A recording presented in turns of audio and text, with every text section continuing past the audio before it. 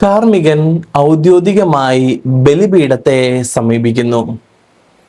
3 പ്രാവശ്യം കുനിഞ്ഞ് ആചാരം ചെയ്തതിനു ശേഷം ദൈവത്തിന് നന്ദി പറഞ്ഞ് ഭക്ത്യാദരങ്ങളോടെയാണ് പുരോഹിതൻ ബലിപീഠത്തെ സമീപിക്കുക.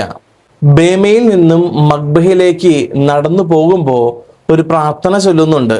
ആ പ്രാർത്ഥനയില് 3 ഭാഗങ്ങളാണ് ഉള്ളത്.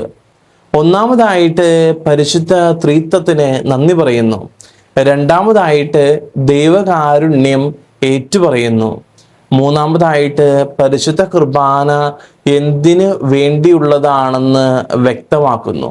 താൻ പാപിയായിരുന്നിട്ടും കർത്താവ് ദൈവകാരുണ്യം കൊണ്ട് തന്നെ ബലിയർപ്പിക്കുവാനായിട്ട് യോഗ്യനാക്കി എന്ന് വളരെ കാരുണ്യത്തോടെയും സ്നേഹത്തോടെയും ഇവിടെ പുരോഹിതൻ ഏറ്റുപറയുകയാണ്.